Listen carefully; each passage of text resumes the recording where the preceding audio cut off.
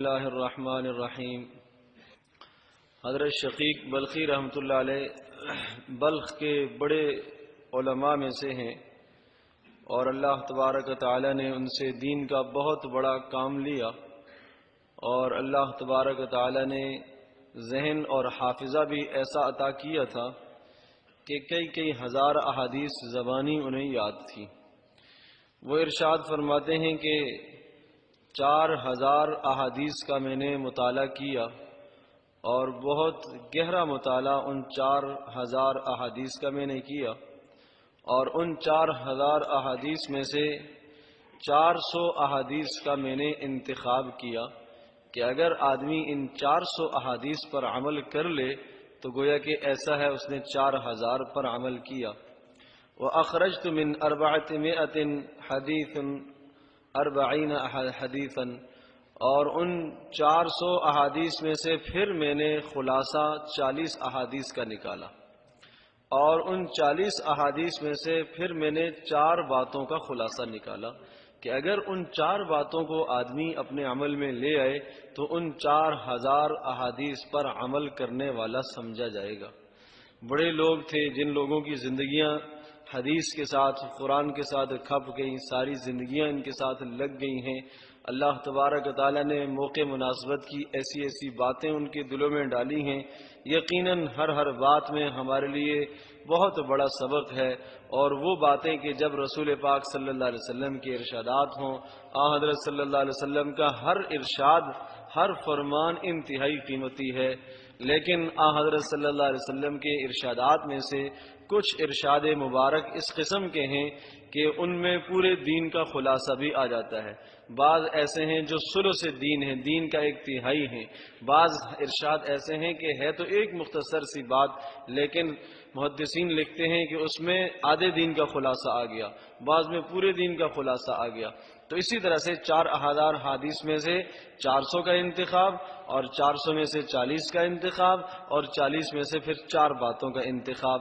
پہلی بات ارشاد فرمائی، لا تقعد قلبک مع المرأة فإنها اليوم لك وغدا لغیرک، اپنے دل کو کسی اجنبی عورت کے ساتھ نہ لگا لینا، اس لیے کہ وہ آج تو تیرے ساتھ وفاداری کا دعویٰ کرے گی اور کل کسی غیر کے ساتھ ہو جائے گی۔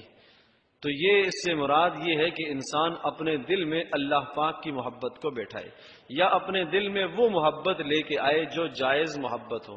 تعلق داریاں، رشتہ داریاں جہاں جائز رشتے ہیں، ان جائز رشتوں کے ساتھ تعلقات قائم کرنے کا حکم ہے، محبت کا حکم ہے، لیکن جو ناجائز صورت ہے، ارشاد فرمایا کہ ایسا نہیں کرنا۔ اس جگہ پر اپنے دل کو ضائع مت کرنا۔ دل اتنی قیمتی چیز ہے کہ اس میں اللہ تبارک تعالیٰ کا نور آتا ہے، دل اتنی قیمتی چیز ہے کہ اس میں اللہ تبارک تعالیٰ کی عظمت انسان کے دل میں بیٹھتی ہے۔ اس دل میں ایسے غیر کو، ایسی گندی اور غلیظ چیزوں کو مت بیٹھانا کہ جس سے ہمارا دل گندا ہو جائے، خراب ہو جائے۔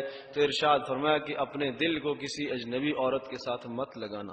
دوسری بات ارشاد فرمائی، لا تقعد قلبک مع المال فإن المال اليوم لك وغدا لغیرک، دیکھو مال کے ساتھ بھی اپنے دل کو مت جوڑنا، یہ مال آج تو آپ کا ہے لیکن کل دوسروں کا ہو جائے گا۔ اس لیے رسول پاک صلی اللہ علیہ وسلم کا فرمان ہے، ابن آدم انسان یہ کہتا ہے کہ میرا مال میرا مال میرا مال، حالانکہ اس کا مال وہ ہے جو اس نے کھا لیا، اس کا مال وہ ہے جو اس نے پہن لیا، اس کا مال وہ ہے جو اس نے صدقہ کر کے آخرت کی طرف بھیج دیا، اور یہ سب سے بہترین مال ہے۔ فرمایا جو اس نے چھوڑ دیا وہ اس کا نہیں ہے، وہ دوسروں کا ہے۔ آپ اندازہ کیجئے کہ آدمی کا اپنا مال کمایا ہوا، ساری زندگی ایک آدمی محنت کر کے کماتا ہے، آخری وقت مرنے کا وقت جب قریب آیا تو اس موقع پر ایک آدمی کہے کہ میں نے سارا مال کمایا ہے، چلو اب میں آخرت کی طرف جا رہا ہوں، میں یہ چاہتا ہوں کہ میرا مال بھی آخرت کی طرف چلا جائے، سارا مال صدقہ کر دیتا ہے۔ شریعت کہتی ہے کہ اس کا صدقہ یہ نافذ نہیں ہوگا، اس کا صدقہ نافذ نہیں ہوگا، اس لیے کہ اب یہ مال اس کا نہیں رہا، اب یہ ورثہ کا مال ہے۔ زیادہ سے زیادہ 1/3 میں اس کی، 1/3 میں اس کی وصیت یہ نافذ ہو سکتی ہے، ہاں سارے مال میں اس کی وصیت نافذ نہیں ہو سکتی۔ اب مرتے وقت کتنے مال پر اس کا تصرف چلے گا، اختیار چلے گا؟ صرف 1/3 پر اس کا اختیار چلے گا، باقی 2/3 وہ اس کا نہیں ہے، اب وہ دوسروں کا ہو گیا ہے۔ تو میرے عزیز دوستو، اب اندازہ کیجئے جس مال کو انسان نے خود کمایا، اب اس پر اس کا کوئی اختیار نہیں ہے۔ اس لیے یہ حکم ہے کہ ہاں، وہ وقت آنے سے پہلے پہلے جتنا خرچ کر سکتے ہو سارا کر دو گے، جب بھی اللہ پاک اس کو سنبھال کے رکھیں گے، اللہ پاک اس کو آپ کے لیے رکھیں گے، اور آخرت میں اللہ تبارک و تعالیٰ اس پر آپ کو اجر عطا فرمائیں گے۔ لیکن جب آخری وقت آ گیا اور انسان اب عاجز آ گیا، مال سے فائدہ نہیں اٹھا سکتا، خود سارا صدقہ کر دے یا سارا کسی کو ہبہ کر دے کہ میری طرف سے فلاں مال جو ہے سارا فلاں کا ہے، شریعت کہتی ہے دونوں باتیں نافذ نہیں ہوگی، نہ تو صدقہ نافذ ہوگا، نہ فلاں کے لیے جو آپ نے گفٹ کے طور پر، ہدیے کے طور پر کہہ دیا ہے، یہ بات بھی نافذ نہیں ہو سکتی۔ ہاں، 1/3 کے اندر آپ کی وصیت نافذ ہوگی، باقی سارا ورثاء کا ہے۔ تو اس لیے ارشاد فرمایا کہ مال کے ساتھ دل مت لگانا۔ حضرت شیخ سعدی رحمۃ اللہ علیہ نے بہت پیاری مثال دی، ارشاد فرمایا دیکھو مال کی مثال اس طرح سے ہے جس طرح سے کشتی ہے، کشتی پانی میں ہے، اگر وہ پانی کشتی کے اندر آ جاتا ہے تو بھی کشتی کی بربادی ہے، اور بغیر اس پانی کے کشتی نہیں چل سکتی۔ انسان کی زندگی بغیر مال کے نہیں چل سکتی، انسان کی ضروریات ہیں، لیکن اگر مال کی محبت دل میں آ گئی، دل میں بیٹھ گئی، تو پھر انسان کے لیے ایسے ہی نقصان ہے جس طرح سے وہ کشتی کے اندر پانی آ گیا اور کشتی کا ڈوبنا یقینی ہے۔ تیسری بات ارشاد فرمائی کہ اترک ما حاک فی صدرک فإن قلب المؤمن بمنزلة الشاہد یضطر عند الشبہۃ ویہرب من الحرام، کہ دیکھنا جو بات دل میں کھٹکا پیدا کر دے اس کو چھوڑ دینا، جو بات دل میں کھٹکا پیدا کرے اسے چھوڑ دینا، اس لیے کہ فرمایا کہ یہ اللہ کا بنایا ہوا جو دل ہے، مسلمان کے سینے میں جو دل ہے، یہ دل ایسا ہے کہ جب حرام چیز اس کے سامنے آتی ہے تو یہ کانپتا ہے، یہ اس سے ڈرتا ہے، یہ اس سے بچنے کی کوشش کرتا ہے۔ یہ دل آپ کو ضرور کھٹکے میں ڈالے گا کہ مجھے نہیں کرنا چاہیے، نہیں کرنا چاہیے۔ فرمایا اس وقت دل کی بات سن لو، دل کی بات مان لو۔ اسی لیے رسول پاک صلی اللہ علیہ وسلم کے پاس ایک آدمی آئے کہ اللہ کے رسول گناہ کیا ہوتا ہے؟ تو آپ نے ارشاد فرمایا الاثم ما حاک فی صدرک، گناہ وہ ہے جو تیرے دل میں کھٹکا پیدا کر دے، کھٹکا پیدا ہو جائے سمجھ لو یہ گناہ ہے، مجھے نہیں کرنا چاہیے، یہ گناہ ہے۔ وَإِنْ أَفْتَاكَ النَّاسُ، اگرچہ لوگ اس میں فتویٰ دے رہے ہوں کہ بھئی ہاں چلو ٹھیک ہے گنجائش نکلے گی، نہیں، اگر آپ کے دل میں اطمینان نہیں ہے اسے چھوڑ دیجیے، اس سے پیچھے ہٹ جائیے۔ یہی ہے شبہات سے اپنے آپ کو بچانا۔ حدیث پاک میں آتا ہے کہ اس قسم کے مسائل میں شبہات سے جو آدمی اپنے آپ کو بچائے گا، اللہ پاک اس کو بڑے بڑے حرام سے بچنے کی توفیق عطا فرمائیں گے۔ اور فرمایا جو شبہات میں پڑ جائے گا وہ حرام کے اندر پڑ جائے گا۔ ارشاد فرمایا اس کی مثال اس طرح سے ہے جس طرح سے ایک چراگاہ ہو اور اس کے چاروں طرف باڑ لگی ہوئی ہو، اور منع کیا جائے کہ یہاں کوئی آدمی اپنا جانور چرانے کے لیے نہ لے کے آئے، یہ ملک کی سرکاری چراگاہ ہے، یہاں بیت المال کے جانور چرائے جائیں گے، تو اگر کوئی آدمی اپنی بکریوں کو، اونٹوں کو، ریوڑ کو وہاں قریب لے کے آیا تو بکری تو جانور ہے، ممکن ہے وہ اندر داخل ہو جائے، چراگاہ کے اندر چلی جائے۔ فرمایا اس طرح سے جب انسان اس حرام کے قریب جاتا ہے، ممکن ہے حرام کر بیٹھے، ممکن ہے اس حرام کام کو اختیار کر لے، اور پھر آدمی اپنے ایمان سے بھی ہاتھ دھو بیٹھے، ایمان کو ضائع کر دے۔ اس لیے ارشاد فرمایا کہ جرائم کے قریب نہ جاؤ، گناہوں کے قریب نہ جاؤ، ولا تقربوا الزنا انه كان فاحشہ، زنا کے قریب بھی نہ جانا، اس لیے کہ بڑا گناہ ہے، بڑا گناہ ہے۔ ایسا سبب نہ اختیار کرنا کہ جو زنا کی طرف لے کے جائے۔ ولا تقربوا مال الیتیم، یتیم کے مال کے قریب بھی مت جانا، قریب بھی مت جانا، اس راستے سے بھی مت گزرنا۔ ممکن ہے دل میں کہیں طمع پیدا ہو جائے اور یتیم کے مال پر یا کسی بھی انسان کے مال پر تم ہاتھ ڈال دو جس سے تمہاری عاقبت برباد ہو جائے۔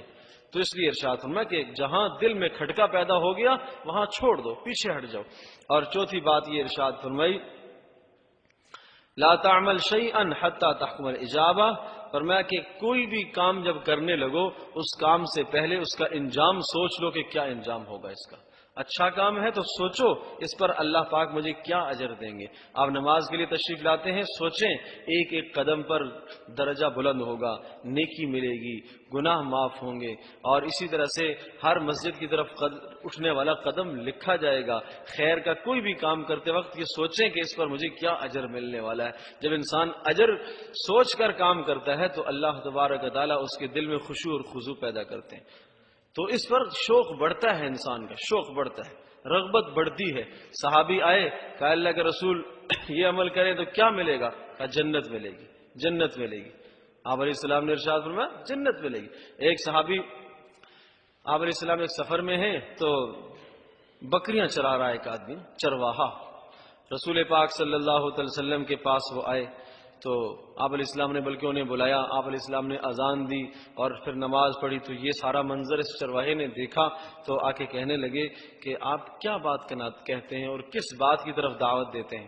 آپ علیہ السلام نے اسلام کی باتیں انہیں بتائیں. کہا یہ باتیں میں بتاتا ہوں، اللہ کو ایک مان لو، میں اللہ کا رسول ہوں، نماز ہے، فلاں ہے، فلاں، یہ ساری چیزیں.